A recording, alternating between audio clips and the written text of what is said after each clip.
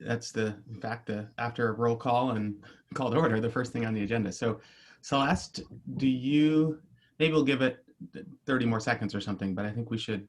Yeah, it looks like we have, I don't know how many, yeah. I was gonna say, it looks like we have 23 people on with us this morning. So I'm sure we'll continue to see a few more, but welcome everyone. It was a pleasure to spend yesterday with you and to hear some of the wonderful presentations. And today we have a similar packed agenda. And I know we have an opportunity to reflect on yesterday. So I'm here today on day 2 of the planning retreat for the Youth Development Council. It's February 24th. And we are going to get started with a roll call. So I'd like to ask Melissa, if you're prepared, let's go ahead and begin. I am, thank you. Can everyone hear me okay? Yes. Great, we'll call, pardon me, I'll call the council and then the staff. Pamela Abernethy, Janet Ahrens, We saw Janet. Janet was here. She must be muted. Jaime Arredondo. Present. Dan Ojero. Aishatu Berry. Eric Cardella. Someone's unmuted. Parasa Chanrami. Here. Janine Hartley. Here. Alicia Hayes. Here. Celeste Jansen. Here. Andy Leonard.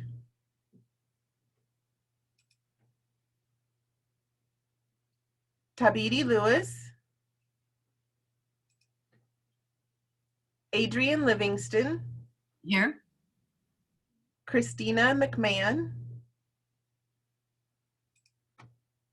Maricela Ortega Guzman. Present. Destiny Ortiz. Jeff Parker. Present. Molly Rogers. Diana Rojas. Karen Spencer. Here. John Teague. Right here. Liz Thorne. I'm here. Koi Vu. Our ex officio members, Nakea Daniels. Sam Coe. And YDD staff, Cord Bucher. Here. Molly Burns. Here. Brian Detman. Here, and Melissa, Christina McMahon chimed in the chat that she's present. Gotcha. Just coming from another meeting. Thank you, Christina. Thank you, Brian. Bill Hansell. Here. Abraham Magaña. Here. Sonji Moore. Good morning. I'm present. Lindsay Schoonover. Present. Anya Sekino. Here. Paul Sell. I'm here. Ryan Shands. Here. Jared Shaw. Here. Great, thank you. That is the end of roll call.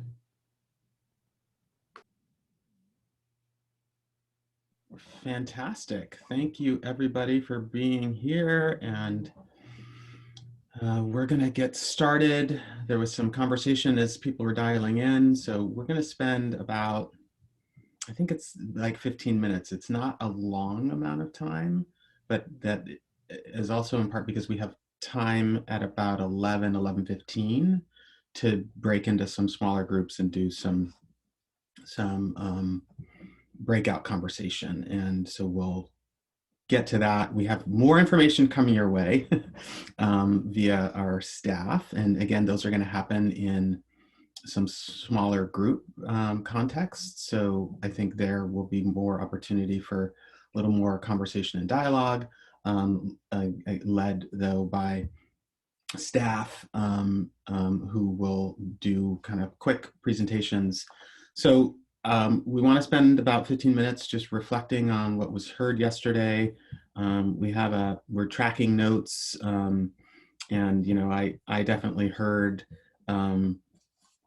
that folks had some good questions for our presenters.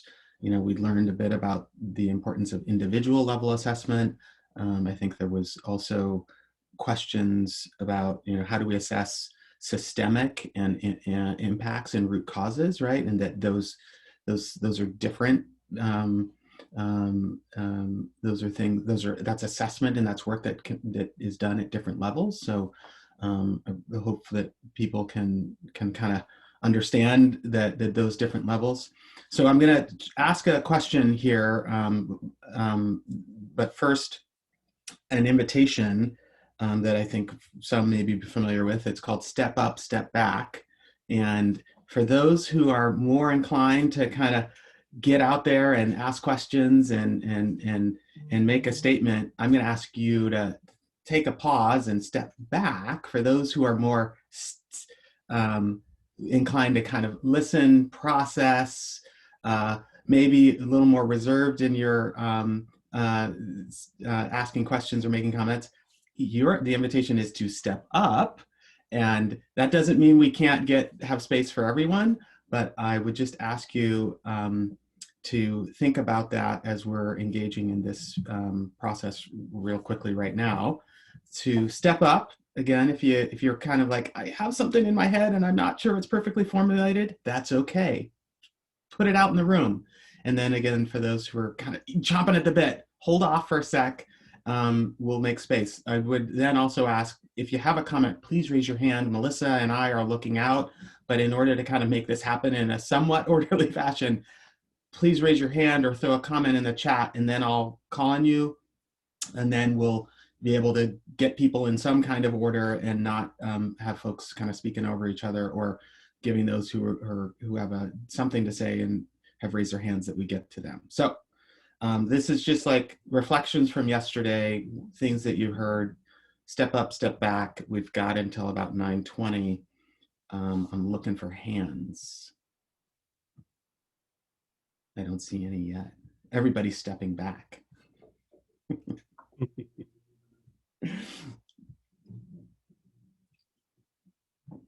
We're all probably pretty eager folks. So I know our youth committee members had some chance to kind of well, I would invite any youth committee members, if you have something to add, just general reflections. I'll say too, since I'm blathering on, Jaime, I appreciated your story, and that was, I think, a really fabulous way to end the day. So if it toward the end of today, like around noon, if somebody has another anecdote or a story, we would welcome it, and we'll do our best to make space for it. So just know that came up in your early conversation, and we really appreciate you bringing that into the room right as we closed. I see a hand from Jeff is up. Thanks. I'll just be brief. I'm trying to step back, but one thing that caught me yesterday, and I don't really know how to articulate it yet because I've been noodling on it all night, is both the presentations I thought were outstanding. Jaime, I thought your story was also just totally gripping and a great way to end the retreat yesterday. One of the presentations came up with this, during it was talking about mental health and how we oftentimes conflate it with mental illness. And that we need to have a vocabulary to talk about mental health. And the context was about youth in the system. And I think, there's a couple things that I think about in my own organization. We've been trying to figure out a vocabulary around mental health for our own staff, because we don't turn that lens on ourselves, because it has that connotation of mental illness. And all of us that I'm staring at right now have spent 11 months in a traumatic environment. And it has affected us. The fact that we're not doing this in person affects us, all of those things. And so that is like the support system has also experienced these secondary and sometimes direct elements of trauma, and are having and do need to be concerned about the mental health and wellness of the folks that are providing the support. Meanwhile, our young people who have never had any mental health concerns are experiencing real trauma every day, and they're going to emerge from this credit deficient in their high school credits, so not as close to graduation as they thought they might be, and also experiencing what we've all just experienced for the last 11 months and maybe further until this is resolved. At some level, we're going to have some young people that develop resiliency around that and become stronger from it. But we also are going to have providers and young people who are struggling to get back on their feet. So it's a whole new class of young people that are, I think, have these risk factors that we didn't necessarily identify in the assessment tool yesterday. I don't have a solution. I don't have anything other than to just say that's been really in the forefront of my mind and trying to figure out what that's going to look like in the next 5 years.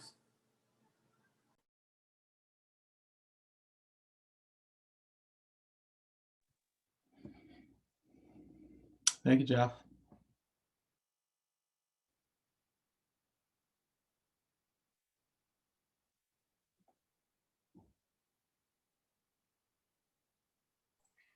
I just want to appreciate the activity that we did at the beginning to bring more of our full selves into this space.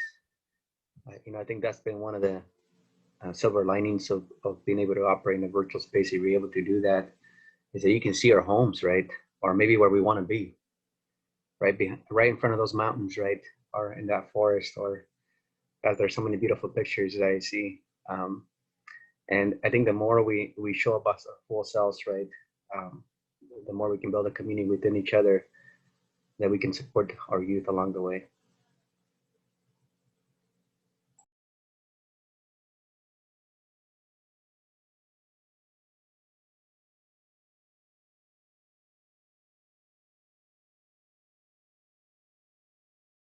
Thanks, Jaime. And seeing Christina adding a comment in the chat that I'll just direct everyone's attention to. Thanks, Christina. Just to Jeff's comment, having been deployed once before, this is the first time that I've ever felt a similar sensation to that, honestly, with COVID, because you get sort of locked in to where every day is the same. It's just like Groundhog's Day. You're staring at the ground, just trying to make it, to the end. And it is traumatizing, it does have a mental health impact. And a lot of times we're not even aware of the impact it has until it's kind of manifesting. So just sort of being sensitive to that, I think. And I appreciate that comment, Jeff. Thanks, Ryan. Thanks for sharing a bit of yourself in that regard.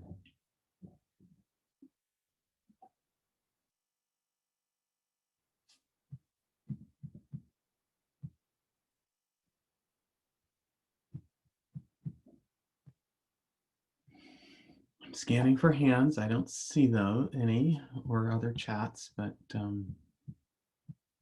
other comments or questions.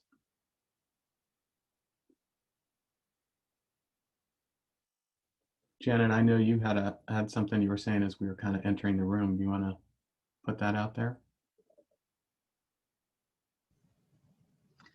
The two presentations yesterday I thought were really, really good, and they're very comprehensive.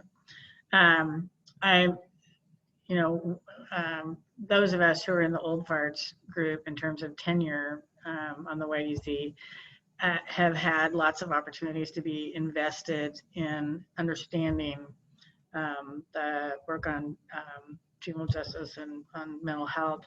That it might be challenging for some folks who haven't had part of that historical process of learning so much about those two subject areas.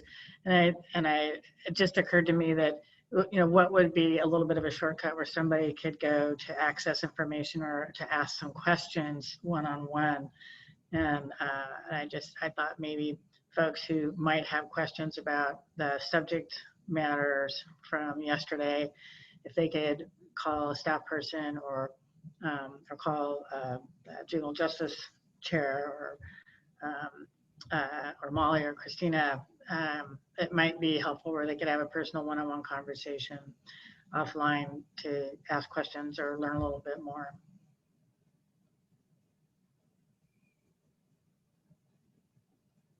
Thanks, Janet. And that to make explicit, now Celeste, I see your hand.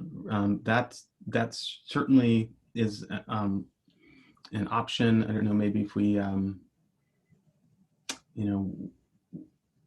how well it's that's without a doubt an option. And Grace is going to show up later today at 11. She said she just wanted to listen in, so she's willing to kind of be an ongoing resource and connection. But if at any point anybody in this gathering has a follow-up question that they feel like is more of an offline or needs some more context, that ODE information is actually relatively, it's not brand new in that I think it's part of a larger probably continuum or through line, but it's new stuff for ODE and is evolving. So I feel like that's great. But if folks have follow-up, you can email, Melissa or me, and we would make that opportunity available. And I think as an outcome of this retreat or as an activity, having some follow-up in a more formal orientation or something like that makes total sense. Celeste, I saw your hand go up. Yeah, I was just thinking about both presentations and about the kind of meaning making in that, one presentation was both were fairly technical, but one was with a researcher who was talking about this assessment tool that's used in the field and has been used for many years. And the other researcher, she actually is a researcher, but Grace was just talking about this idea that the state has on how to get people to think about mental health differently. So one of them was a really tactical way to think about practice, and the other was really, the state trying to influence practice. And both can be a bit theoretical, and I just felt like this could also be a space if someone would like to just say, what does that look like in practice? Similar to what Janet was saying, but I recognize that they're really different. They're really different in their application or how they're going to be played out. I thought it was really useful, but then there's also the, so what? Now that we know that, so what do we do with it? Or was there any questions that, I just wanted to say, no question is a bad question.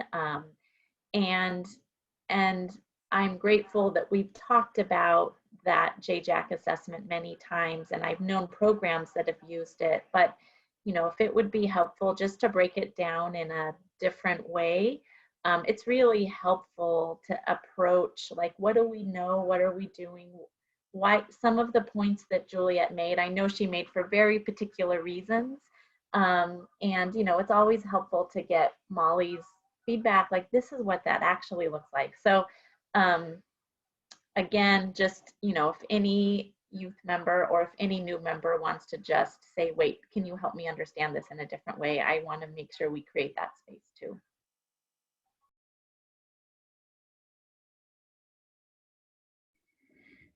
Thanks, Celeste. I see in the chat too a comment from Karen, who's sounds like she's got some other noise in the background, although I don't know if it's like a construction zone or what's going on, Karen, but she made a parallel to, well, she asked a question about how do we keep individuals' lives, aspirations at the center, and then asked a question and made a connection to her marketing and brand work about brand muses and I don't know if you want to say more, Karen, because you've got background noise, but that's a interesting concept. I imagine has something to do with people who like are composites or something of the kind of issues that we see, but they have real faces and names. That's my sense of what maybe you mean by brand muses, but if you could say more either in the chat or, oh good, thumbs up, I think I got it. Yeah, kind of example personal individual profiles of real people that that may exemplify a set of issues or the kinds of things that we want to accomplish as a council and a division, I think is the idea. So any more comments or questions? This was meant to be short because we just wanted to have a space for it. We are going to spend some time at 11:15 actually in smaller breakout groups where you'll get to process a bit more and with the idea of beginning to put any questions that are critical that have gone unanswered, and then starting to think about activity and action. And if if it's like we need to have follow-up conversations to learn more about X, Y, or Z, that's an activity and an action. We should record that in your breakout session. If there's, investigate this kind of brand muses and profile youth profiles. That's an activity or an action that we can make sure it gets on the list, and then we can begin to use that going forward. So, and again, we're tracking notes as we go. So any last comment or question before we move to the next thing? I'm looking and scanning. There's Christina and then Chief T. Christina, I saw you and then I saw Chief T. Christina, you're first. I just wanted to respond to what Celeste said, and I have kind of a unique situation with one of my senior managers in my department. Alice Perry used to be the transformative, remember that great title she had, Brian? Transformation Manager for Latino Network. And when Brian and I worked together in Multnomah County, we all worked together to start the diversion program that utilizes the juvenile crime prevention tools that Juliet shared with us yesterday. So Celeste, when you were talking about trying to kind of put this in real life context, Alice helped build that from a community-based organization from the ground up. Then a year and a half ago, she came to work for us. She oversees the development and the management of our contract with Latino Network, who started a similar program with us here in Clackamas County. But she also supervises juvenile department staff who use all of those tools in their formal work and informal work in the juvenile department. So she has a very unique perspective coming from a culturally responsive, community-based nonprofit, using the tools there. Plus now in her position, she's got her fingers in all these different pots. So I just wanted to put it out there, Brian and Celeste, if you thought it would be helpful to invite Alice to speak about that perspective at a future meeting, I just wanted to offer that, or if people wanted to have her as a resource, also willing to share Alice, and she's always eager to help anyone who's trying to do good work with youth and families in the community. So just wanted to put that out there. Thanks, Christina. Yeah, that's a fantastic, because I know Alice really well, as Christina knows, and consider her a friend. She's an amazing resource, and if that's kind of an outcome of what we heard yesterday, having a follow-up conversation or follow-up presentation or something involving Alice and from Clackamas County, that's a great idea.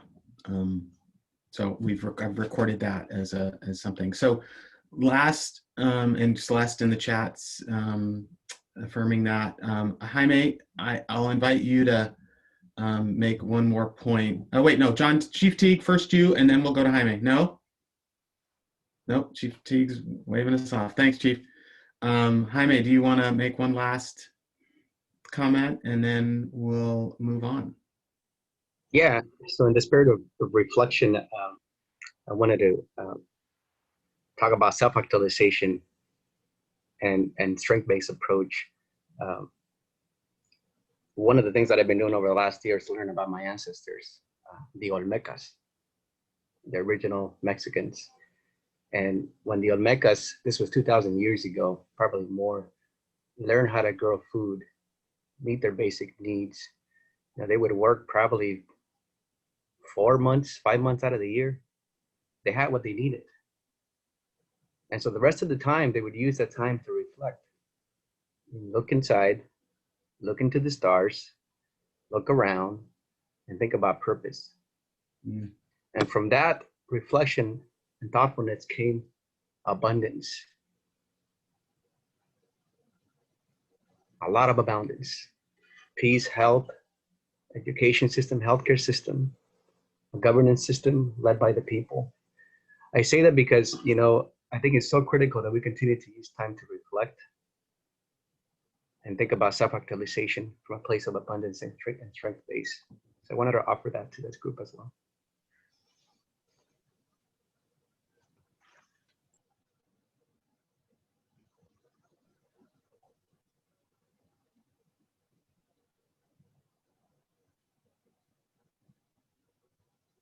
Thank you, Jaime.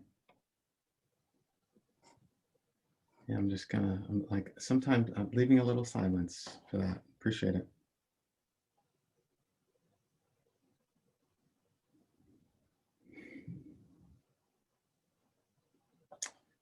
All right. Now we're gonna move you into some smaller groups. Melissa, if you don't mind, will you put up the agenda again? Because I can't exactly remember what our time frame is. And I probably creeped a little bit into it because it probably was supposed to start around 9:20 if I'm not mistaken. You are on it. We have the breakout groups, the presentations are about 25 to 30 minutes long. So I will send each group a little timing reminder. But we're ready to go into those groups now, if you're ready, Brian. Yeah, so real quickly, thanks, Melissa. So just FYI for folks, if you saw the agenda, then you already know, we're going to break you into one of 4 presentations. Melissa just said it, they're quick, but that way you can actually get 2 different presentations. You've had a chance to preference. I think we've got people in their first or second choice. So appreciate the work that Melissa and Lindsay and other members of the team are doing, like to manage all these logistics, which are not easy. So you're going to be sent into those. And so we'll then come back together at roughly 10:35 in a little bit more than an hour.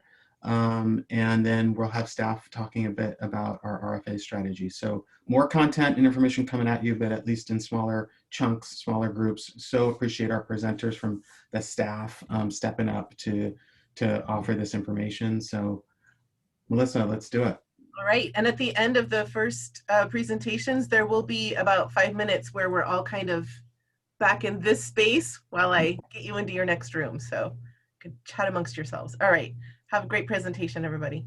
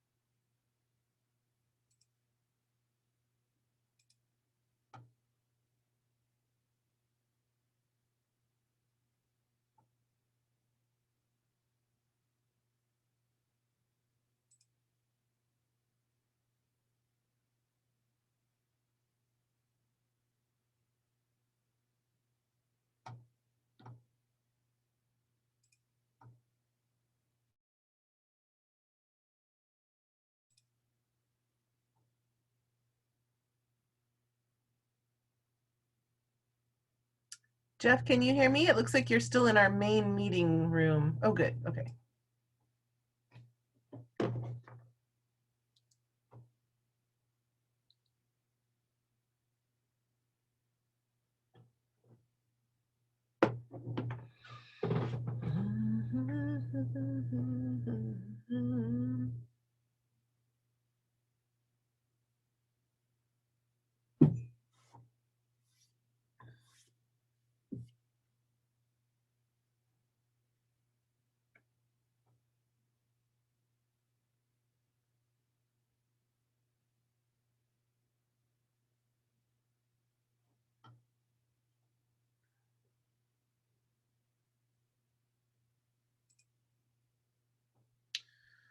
Okay, so on the second group,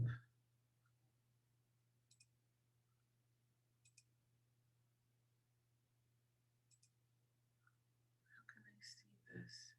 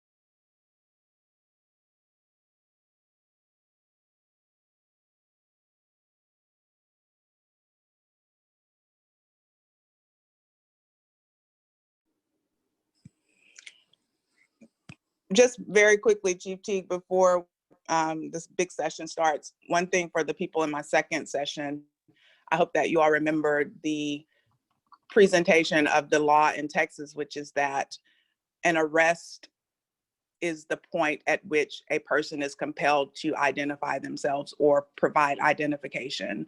So up until you are arrested, you do not have to comply with a request from law enforcement to provide your name or your ID. And so in the video, we saw that there was not a compelling reason that that young man would have had to provide his name or his ID. He told them he was walking home and he told them that he was okay. And at that point, in my opinion, that should have been the end of the police interaction. But hopefully for everybody who participated in my presentation, we will have the opportunity to continue the conversation at a different time. But please do watch the full videos, and hope maybe we can discuss one-on-one or as a group again. Thank you.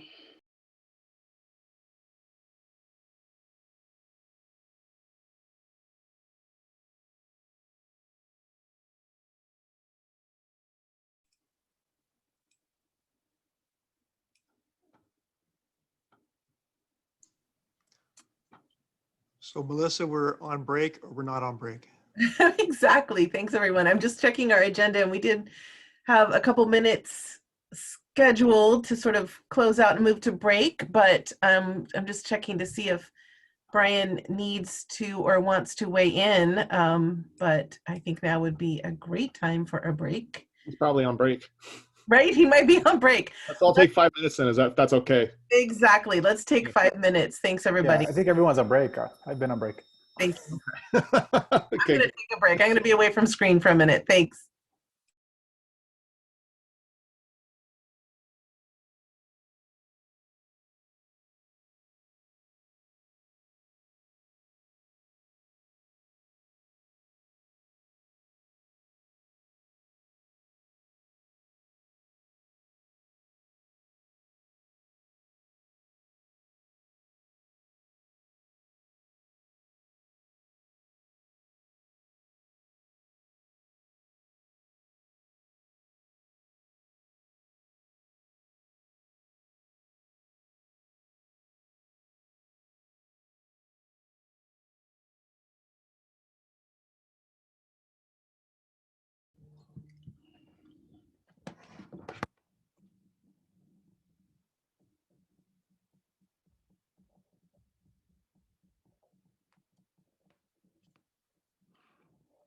All right, I think we're about to come back.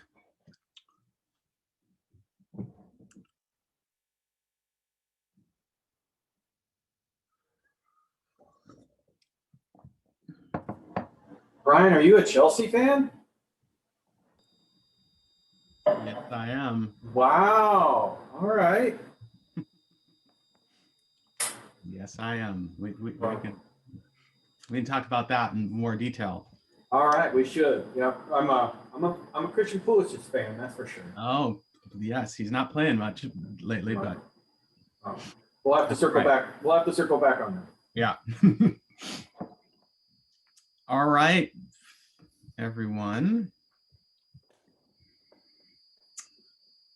We are coming back into the space. Appreciate your participation in those pretty fast morning session presentations and conversation. Really is a way to kind of prime the pump, so to speak, for some information, both for later this morning and then for tomorrow, just to see some places where we're implementing and places where we're either adjusting or just getting information from our grantees and from other partners and stakeholders that, including you all, that, and then a couple of those pieces I think are looking at data and also probably some broader strategies related to disparities and so on. So I hope that was helpful. and engaging. We're going to move into a presentation from a couple of staff, Paul and Abraham, and I know this represents the collective work of our grant managers. Felt like I feel like this presentation is important because it does represent, again, something, it's not in the weeds, but it's actually pretty focused and specific, but is an example of where we're pushing forward with our application process and making some adjustments, responding to some of the things I think we've heard over the last year with COVID, and also just from years of doing this work. So in some ways, this represents kind of our beginning implementation of a strategy that I thought would be helpful to kind of give our council at a high level, and then know that we're going to be bringing this topic back to our full council meeting in March for actual approval. But felt like it was important to preview it today. And then again at 11, we'll spend some time in our groups just trying to process, right, and think about how this information comes together. And I'll just say this real quickly. I know we're at 10:50. This afternoon, while you are all back at your work or your retirement, or you're just trying to take a breather, we're going to be meeting among some of the members of our planning committee to take the notes that we got from the conversations today and try to put them into some kind of, I don't know if order is even the right word, but into some categories, so that when we meet again tomorrow, you'll have some of that information that you've discussed and talked about. So we're going to help with the meaning making by spending some time this afternoon trying to put it into our different 5 priority areas. So know that we're going to do that work this afternoon and bring it back to you tomorrow for deeper consideration and thought. So I'm going to stop and ask Paul and Abraham to take it from here so we can keep things moving. Okay. Absolutely. Thank you, Brian. Lindsay, were you able to pull up the presentation?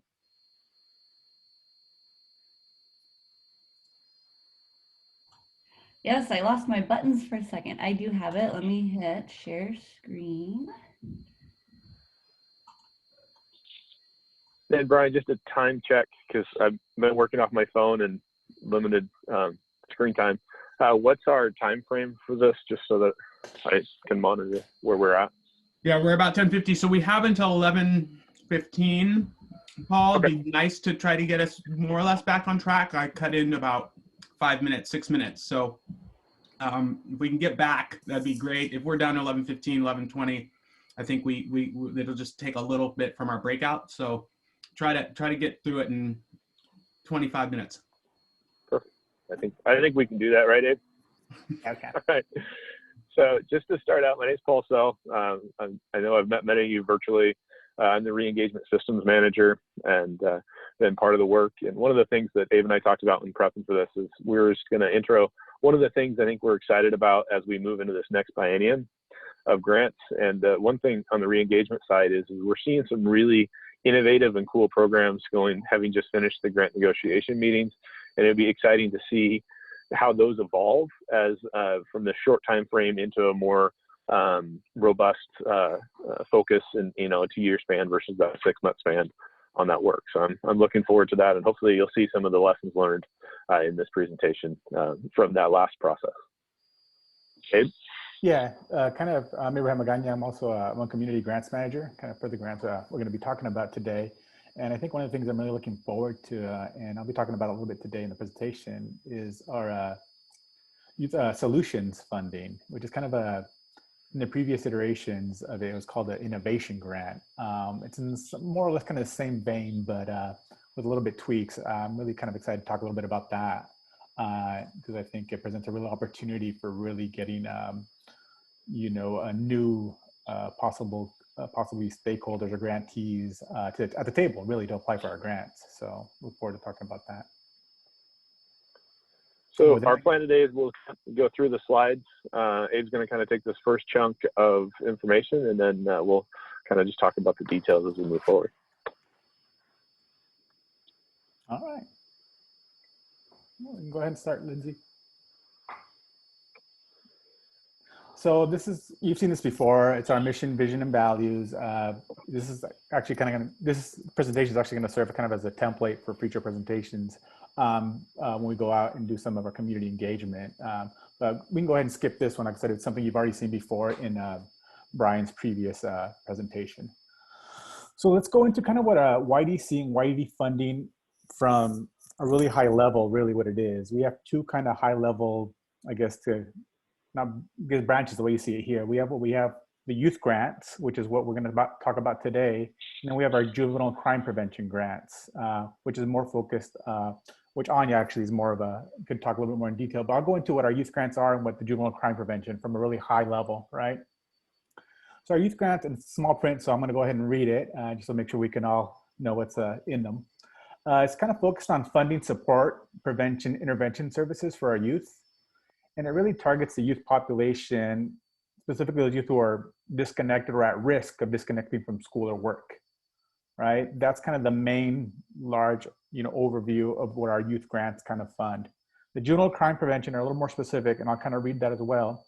It's focused on reducing juvenile arrest, juvenile recidivism, or new offenses by juvenile offenders, and the need for beds and facilities operated by the Oregon Youth Authority. Also targets youth population or youth with one or more identified risk factors and are demonstrated at-risk behaviors that have come to the attention of government or community agencies, school or law enforcement. Go to the next slide. So here are priorities and goal, and this is one of the priorities 3, I think that was mentioned also in the previous presentation that Brian had.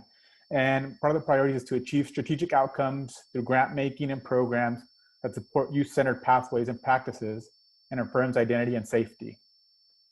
So that's kind of what we're doing through our grants. Here are the goals: reducing risk factors, removing barriers to education and workforce, increasing access and opportunity to youth serving organizations, making sure they're locally driven and community-based, they're measurable outcomes linked to program emphasis, culturally responsive and appropriate, sexual and gender identity affirming.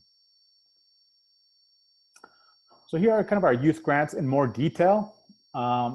And again, you see a couple more branches. I'll go ahead and start off with the one on top there, kind of what entails our youth and community investment grants. So these are initiatives aimed at serving youth ages 6 to 24, again, kind of at risk of disengaging from school or work. Grants that address various barriers to educational and workforce success, programming or services that are expected to be measurable, effective, and linked to program outcomes. And reporting outcomes that are included are program specific and include general participant data. Now, kind of on the other side, which is our Reengagement Fund, Oregon Youth Reengagement Fund, which kind of what Paul oversees, are initiatives serving youth ages 14 to 21, supporting reengagement services to reconnect youth towards completing their high school diploma or GED. Grants focus on defined reengagement services, which include outreach, education, skills training, and supportive programming.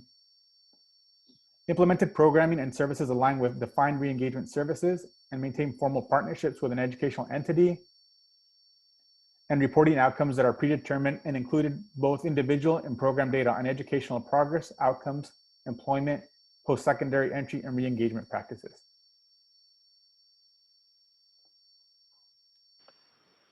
And I'll pass it over to Paul to kind of go a little bit more into the Oregon Youth Reengagement Fund. Abe, I think we might have missed a slide. Lindsay, do you mind going back? Uh-oh, we're missing a slide. Oh. All right, well, so Abe, for some reason we missed the initiatives for the Oregon Youth, or for the youth initiatives. Do you want to pull that up on the one I sent? Maybe talk about it here in just a minute. Give me a moment. Absolutely. While Abe's pulling that up, so obviously we have our 2 funds as we're moving into this next biennium. And so the Oregon Youth Reengagement Fund, we're keeping pretty similar branches with the Regional Reengagement Collaboration Grant. And you can see that we actually modified that name a little bit to really focus on that collaboration. It's one of the areas that we want to expand as we move into this next biennium with regional collaboratives and regional collaboration among our grantees, as well as expanding reengagement services. And those are designed specifically around that collaboration and data tracking and the partnerships within those local areas. The regional opportunity grants, those are designed to support the re-engagement program, serving local communities across the state to reconnect youth back to their high school diploma or GED completion. And those, we're going to keep those similar focuses. You'll see some refinements in the RFA as we move forward with that. Not sure, Abe, if you were able to find that slide. I can find the slide, but I can't speak to them, the various different initiatives. Sounds great. So within the community investment grant portfolio, we have kind of another layer that goes down one. And one of the layers is kind of the distinction between various different we call them initiatives, right? The first one is our Youth Promise initiative. And I think in the past it was called the Youth and Community Initiative. And that supports youth ages 11 to 18, but there's kind of a caveat that may change that age range. These are right now because some funding comes through DHS and we're in communication with them. Can you share this? I'm going off a master document, actually. It's kind of draft right now. Yeah. maybe it's stuff we can put into the chat. Yeah, I'm going to add it into, we're going to have to do that. I'm not sure what happened there. Okay. And then, now, like I said, it's program services and improving and sustaining educational engagement and success for at-risk youth. Looking at factors, risk factors. Then we have our Youth and Workforce Readiness Initiative. And it supports existing community efforts to directly support youth ages 14 to 24 with career exploration and skill development services. They intend to support existing programming services related to career-connected learning, internships, and apprenticeships, soft skills development. And then we have the Youth Solutions Initiative. And this one's the one kind of I mentioned earlier, and it's kind of what I think in the past was called an innovation grant. It's really focused on youth ages 6 to 24, but really for smaller organizations that are applying for funding or have not applied for funding in the past, rural type initiatives, or those type initiatives that maybe are kind of a systems change component and they need some additional funding to kind of help with that. That's kind of what it's geared towards. And then we have our youth violence and gang prevention, which is focused on preventing and directly supporting youth ages 12 to 24, but preventing youth violence, basically youth that are at risk of committing or being victims of violent crime, and addressing factors leading to exposing youth to violence or criminal gang activity. And we'll be sure to kind of include that in text in one of the slides when we get the slide deck to you and make it available. Yes, and I was trying to pull that up while Abe was talking, so I apologize. That slide for some reason disappeared. It was nice and pretty and laid out all of those things. So we'll make sure we get that before we upload. The joys of working with limited internet, so I apologize on that. But Lindsay, if you want to move to the next slide.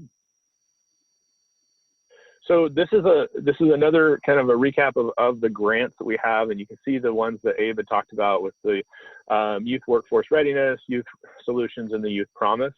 Now, what this slide is really showing is connecting the grant type to the organization and really what the work is intended to do through those grant priorities. So you can see that those top three, the regional re-engagement, opportunity re-engagement, and the youth workforce readiness. What you'll see in our RFAs is we're trying to connect those three initiatives together that really help support that work of reconnecting youth and getting them connected with the workforce development range. And we've seen that with the shift with Jared joining us on the re-engagement team as part of the YDD kind of staff realignment work on that. When you see the grant priorities, you can see it's really defined around coordination as regional re-engagement. The opportunity re-engagement is focused on direct service or specific re-engagement services. And the youth workforce readiness is that direct service or coordination around workforce readiness. There in that second column from the right, you can see where we're anticipating the max awards to be for each of those grants. And so the re-engagement grants we've aligned at $240,000 at this point. They are subject to change as we're getting finalized budgets through the next over the course of the next few months. And the workforce readiness upwards of $200,000. Those purple areas there are our youth solutions and our youth promise grant. And really the idea around those is the youth solutions is around new, innovative, or expansion of specific programs. And so you can see in the grant type, we're talking about startup or system change, also really focused on that smaller rural programming idea. They are maxed awards at 100,000. And we're trying to help encourage organizations that are just starting up or smaller organizations to apply for some of these grant services and access. The Youth Promise is a larger grant. As Abe was talking about, there's still some things being worked out with that. And that's focused on direct service as well as larger programming and larger awards up to 200,000.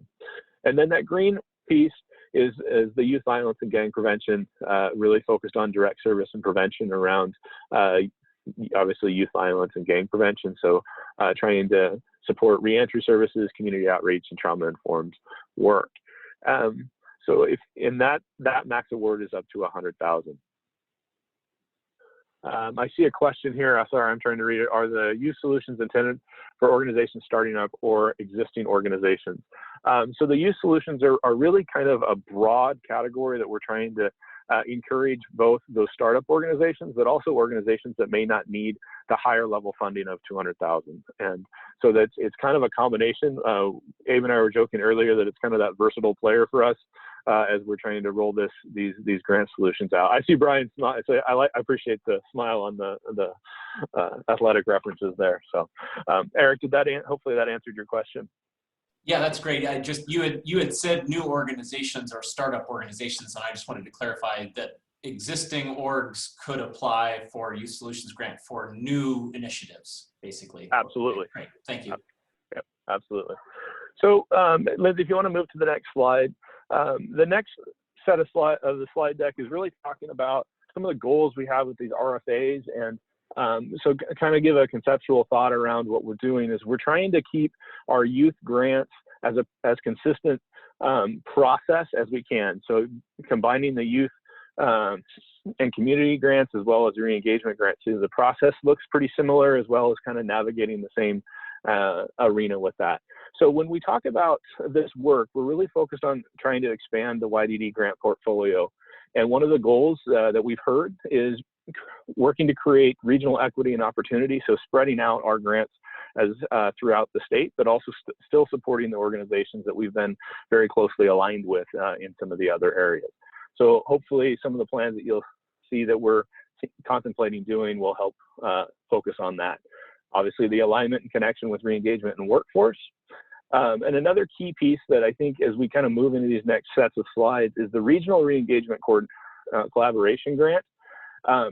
We're really wanting to support and expand existing programming as well as develop new re-engagement or beginning re-engagement programs. But when we talk about expanding the YDD portfolio, we're kind of putting that on pause right now. Not that it's not an important element, but when we're talking about the RFA and kind of that process that we'll be outlining here in the next couple of slides, try to set that to the side for a minute when we start talking regions.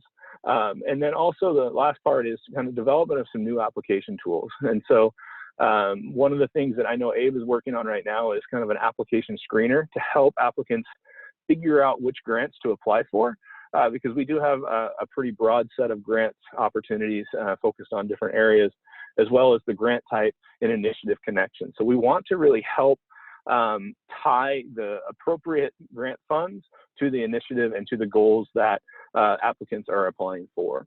And then lastly, the application questions tied to the grant type. So we've spent a lot of time trying to simplify our application process while also tying it to the specific type of grant that applicants are applying for. Abe, did you want to add anything to the development of those new application tools? Yeah, I can go ahead and talk a little bit about it. It really is kind of like what you said, a screener eligibility, ensuring that our grantees are applying in the right kind of grant focus. And a lot of these are kind of just really controlled and making sure that they're aware and always tying it back to the essence of the grant scope, right? That the work falls within it. That way there's no confusion, really. All right. So Lindsay, if you want to move to the next slide. So Molly, hopefully you'll notice the title there, the fuzzy lines. And this is a conversation that came out of our committee work with the Reengagement and Workforce Committee that we really, as grant managers, we tried to really take to. So one of the things we talked about is how do we take an application model or a regional model into the application process for YDD? And so a couple of things to recognize is that there's a ton of regional models out there around the state of Oregon. So one of our goals as grant managers was to utilize a current regional map or concept and not add to the complication of those systems, as well as flexibility within the region. So going to that fuzzy line idea, and then also establish communication channels. So as we're starting the community engagement process for this RFA, for these RFAs, we're obviously going to be doing it in a different venue, meaning virtual. And so we want to make sure that we have some ways to utilize some already established communication channels. And so when we thought about how to expand our portfolio, we were focused on how do we kind of do this as a regional design to group grant applications to really expand it, but also support our current grantees in the area. So again, the regional collaboratives for re-engagement, that's kind of a later design work. So try to set that to the side as we're talking about these regions. Some of the goals that we had was to possibly subgroup in larger regions. So when you look at different regional models throughout the state, there's some really large areas. Eastern Oregon is a classic example of a ton of surface area with less population. And so how do we help support those areas as well as supporting a more highly dense population density in a metro area? And then the process to support applicants with established service areas across application regions. So any region that we set up, we recognize that there's going to be applicants that are serving organizations throughout different regions, and there's going to be some overlap. So how do we set up our process to support that with those already established service areas? And then this is a competitive grant application process. And so our goal with creating these fuzzy lines in the regional award concept is that the application review is scored with grant type. And so that is a new concept for us. It's going to be what we're talking about doing is similar to what we did with the re-engagement, where we have teams of reviewers focused on a specific grant type. So they're not having to really focus on all of the needs and all of the grant descriptions as they're working to score those. And then the criteria to award top applicants in each region and then ranked awards thereafter. So we haven't determined any numbers of specific applicants to award, but maybe the top couple awardees in a region would be awarded, and then throughout the state, and then all of the other applicants at that point would be ranked. Again, a similar concept that we applied to the re-engagement side. Next slide, please, Lindsay. And so one of the things that we talked about at the last committee meeting for workforce and re-engagement was some concepts around possible regions for these for this regional award concept. We showed at the last one, we showed a workforce map. This is another one that came up, and again, just some possible thoughts around it. The grants management team really kind of liked the regional solutions map. There's an established communication pathway set up within it. It also is similar to a lot of the workforce regions as well in terms of the large classifications. And again, not any region is going to mirror anyone exactly, but the idea of being able to group within larger organizations. So if we look, our larger regions. So if we look at the Valley North Coast region, you can see 3 different colors of green. And what we're contemplating is, does it make sense to be able to set up a large region, but then if there's pockets within that area that has a certain set number of applicants, would it make sense to make, so to speak, a sub-region to help, again, diversify our grants within that? So that's kind of a concept that we're looking at. Again, just an example of possible regions that we're kind of been looking at on that. Lindsay, next slide, please. So moving within that, with those regions, then we're kind of moving into the application alignment between the youth and community grants as well as the re-engagement grants. So what applicants will see is application questions that are a common format, but grant specific. And so all of the responses will be based off of that grant description and how organizations and applicants would meet that need of that specific grant. So application evaluation would be looking for that connection between the grant type and the services, as well as the question that's designed around it. So question types, you can see those bulleted things there, would be talking about the organization, the youth population that was intended to serve, the service area, and so they'll talk in detail about that. Program services which would really dive deeper into what that specific grant would look like. An equity focused question, as well as the partnerships, both that are established as well as looking to establish, and then a budget, both a proposed budget, but also a budget narrative describing what that budget would be used for. Next slide, please. And so always the big question, and doing more and more of this community engagement, I'm realizing this is the biggest question, hence why it's towards the end of the slide deck, is the estimated timelines. And so we're going to be rolling out community engagement here in March and April. You can see the RFA launch. We're hoping to have that out. Well, obviously it'd be after the next YDC council meeting, but sometime in that March-April range, and then having the RFA open. Our goal would be around 60 days, if at all possible. That's where we tried to stick with that with the re-engagement RFA. The scoring would happen in that May-June range, and then the conditional award notifications and negotiations would happen throughout the summer months. And so that's our estimated timeline at this point. Obviously, there's lots of factors that go into that, but just trying to give some guideline on what that looks like.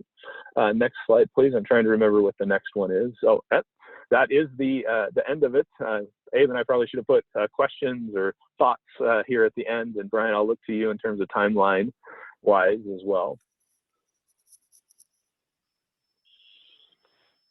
Thanks, Paul and Abe. Yeah, that was quick. Yes, I appreciate it. I wanted to, again, just, having been in the conversations this morning, I know there's work. If I start to put our work into some categories, and I think that these are pretty aligned with the priorities, but there's policy work that we need to do. And so I'd encourage in our small groups today and tomorrow to talk more about that. There's this grant making work, which you can see because of the timelines that we're on, we needed to get out in front of the grant making priority 2 or 3. So we just wanted to share with you that we've done some thinking. We've heard some feedback and are doing that. I think a through line through all of this work is communication and engagement. And I know that's sort of been captured in priorities 4 and 5 to some extent.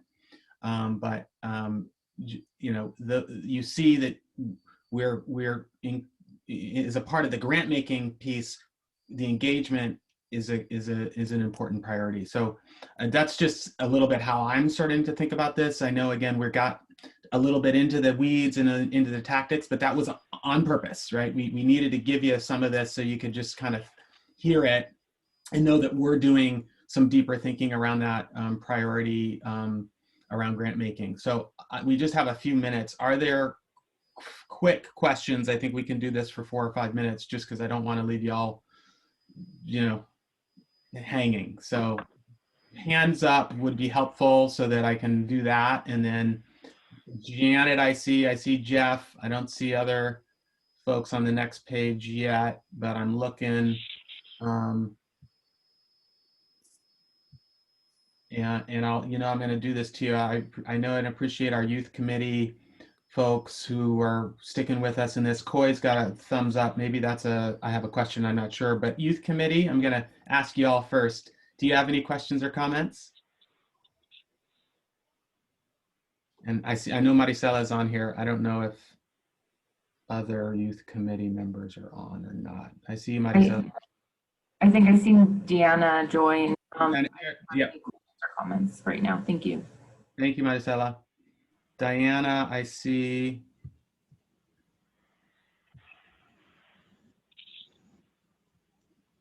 All right. Again, Coy, since I haven't, did you have a comment or a question? Since we're happy to see you? Just a quick question. Yeah, I wasn't sure. Sometimes these Zoom things, I don't know how to raise my hand. But one thing I know that we've talked about before in our meetings is the role of the council in voting for these grantees that come in. And oftentimes we don't have enough information or enough time to make educated and informed votes, and just go based on the recommendation of YDD. So I want to just kind of lift up ways to kind of enhance our involvement in that process, so that way we have a better understanding of the grantees prior to voting yes in some of the, well, voting yes for those grants that are coming through at our table.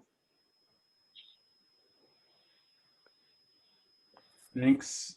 I appreciate that. And I think generally, part of wanting to get out in front of some of this information was so that you all would understand the process, and then know that the recommendations are happening obviously at kind of a committee level. And in some cases, I think we probably have some council members involved, but there are also conflicts that we have to be aware of. So appreciate you lifting that up. I don't know if others have questions or any follow-up to that. I can talk just a little bit. Go, Abe. Go ahead, I know in the past, I think we've had council members, I think in the last previous re-engagement, you can refresh my memory, Paul, but I think we had some council members participate in some of the reviews, did we not? We had non-voting members, so Sam Coy had done it, but yeah, making sure we have a quorum and all that is a piece. But yes, that we try to involve as many as we can. Thank you. I'm going to go to Janet, then Jeff, then Eric, and that will probably be about all we can do. Janet. I just wondered if in the process you guys talked about with streamlining and readjusting regions and readjusting what your targets are in the grants, have the grantees been part of that process? We're getting ready. Oh, sorry, Brian, go ahead. Well, I would just say yes. I mean, I think this represents feedback from our recent re-engagement process, from some of you who are on committees and therefore are also grantees. I think we've heard in my tenure, lots of great feedback. And I think over the last year, there's been different, we've done surveys and engagement with our grantees to that have and these shifts and changes represent engagement over, I'd say, more than several months to a year of feedback and input. Paul? Yeah, and I was going to say engagement. Exactly, and we're heading into the broader community engagement side of things, and so that's where a lot of this is draft language right now. And so I know with the re-engagement process and the community engagement, we heard things that did shift some of the pieces once we really got into that community engagement side. So I think we're kind of all anxiously awaiting it. It is a new dimension of the virtual community engagement, so that's going to be interesting with all of the grants, but Abe and I are working on that as kind of that next steps piece. So hopefully we'll have more with that as well, but we did hear positive pieces back from the re-engagement side of this work. Thanks, Janet. Jeff? I'm good. I thought you were just checking to make sure we were paying attention when I raised my hand. Nice. Okay, good. Then we'll go to Eric. Thanks, Jeff. Yeah, thanks, Brian. My comment was just in response to Coy's point, which I think is really valid. You know, making sure council members are as aware and educated as we can be on what we're voting on. And my response would also be the work that the strategic planning subcommittee has done has really helped inform the framework for the grants. And I think in particular, you know, Abe mentioned just that the application questions and the screening processes are a little more tracked and batched based on our priorities. So I would say also that's our role as council members, is to help create and really embrace that strategic structure, so that, not to say that every proposal that comes in is going to be a clear win, but that it's batched and more logical and in line with our priorities as a council. So that's my comment. Eric, yeah, and thanks, Coy. I don't know, Cord, you put a comment in the chat, which I'd encourage everybody to look at, but do you want to have the last word, and then we'll move to more group conversation? Oh, sure. Just to say, I appreciate the council's request for more insight. I think we've tried to find ways to create more information ahead of time, especially about the process. About the grants themselves, it's definitely challenging, but I think we'd be open to discussing, are there ways we could be creative and get that info out? And I see Tabidi has his hand up, so I want to pause there. Yeah, sorry, Tabidi, jump in there. Oh, no, I was just going to make a comment about just in the efforts of equity, navigating this question of population density in grant making. So we want to be equitable. There are 8 regions, so we cannot equitably divide up those grants in trying to have that mindset. If you have a greater density in Portland, right? Because we're trying to service the population. I mean, I'm sure the committee knows this. I just want to say it. I know this is being recorded, right? And then you say, oh man, there are 5 other really great grants here, but maybe in this region, we didn't give out any, but perhaps it doesn't have the same merit as, these are going to be issues. Okay, these are going to be issues, and and I know equity is not, nothing is simple, but just how do we navigate? I mean, we have to be mindful of navigating this attempt to get equity, and not actually undermine the efforts that the impetus behind doing this. Yes. Thank you, Tabidi. All right. Okay. Now I got Jaime. So, I mean, this is rich stuff. So we're eating into our breakout time, but if everybody's okay with that, I'd rather get the comments into the room. I see a thumbs up from folks. So I'll shut my mouth. Jaime. I don't know how to take my hand down, but anyways, so in terms of resources, right, we have this 17 million, 18 million, I don't know what it is exactly to work with. We're not the only ones that are investing in youth development work, right? There are a ton of philanthropic institutions in the state. There's a private sector. Nike has its own foundation. Actually, I think it's the largest in this state. How do we leverage those resources as well, right? And we have players in this table and allies that can bring those folks to the table.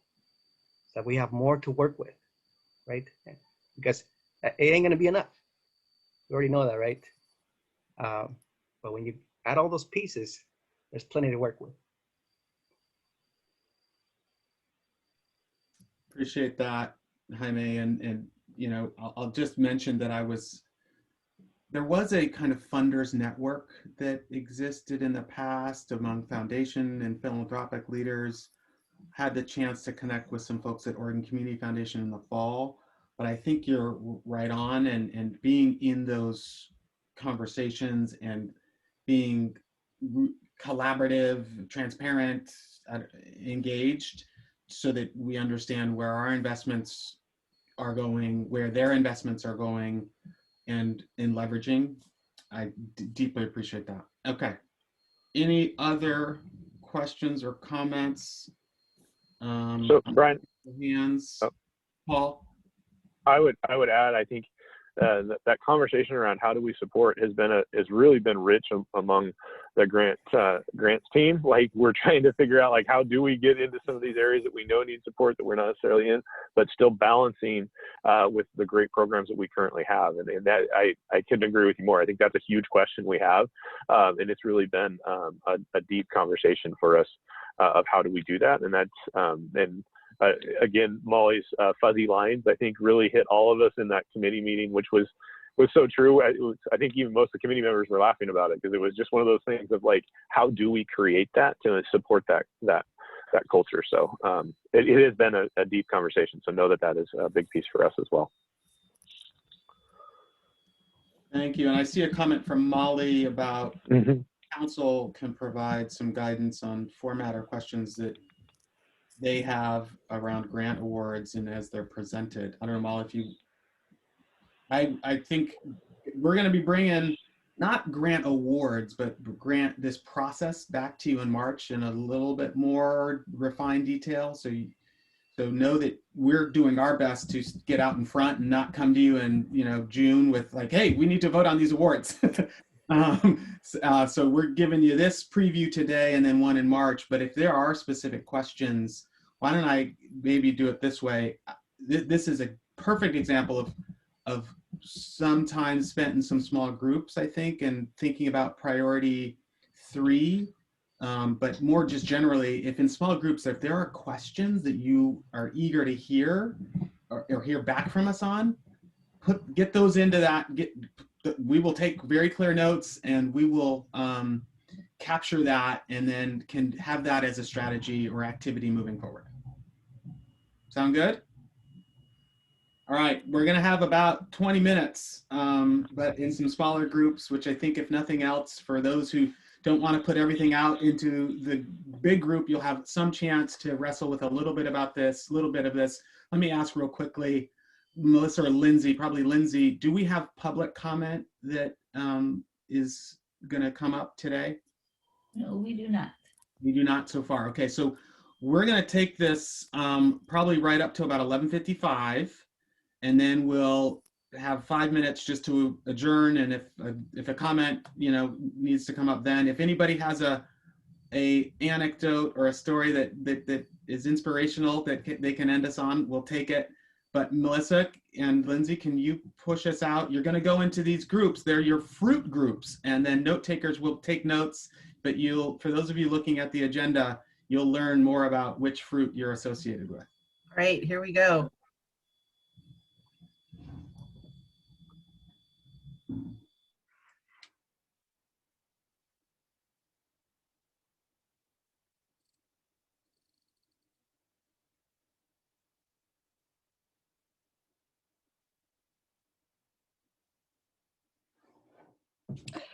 Melissa, can you please assign me back to my fruit group? I missed the prompt there. Oh, right, let's see. Which one are you in, Sonji?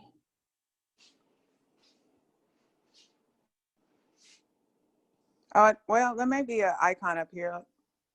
I think there should be. I'm the pair group. Okay, I'm going to join now. Thank you. You're welcome. Bye-bye. Molly, for some reason, I didn't get assigned either. Hey, Grace. Hey, yeah, I didn't either. I just thought maybe I was fruitless today.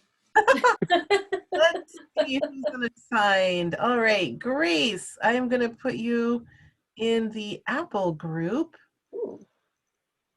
Hi, Persa. Paul, let me check. Hi, Grace. If I had you in. All right, let's go. And Paul is going to the grape group. Bye, Paul. Bye.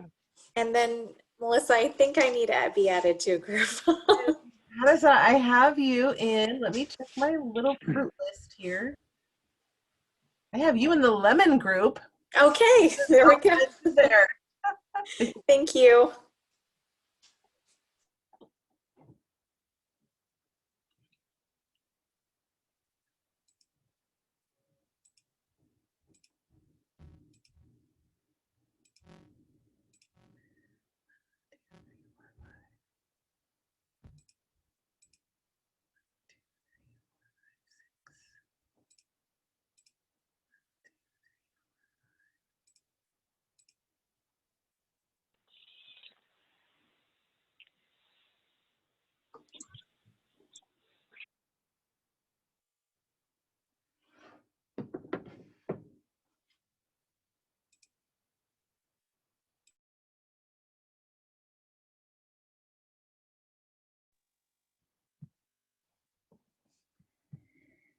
All right.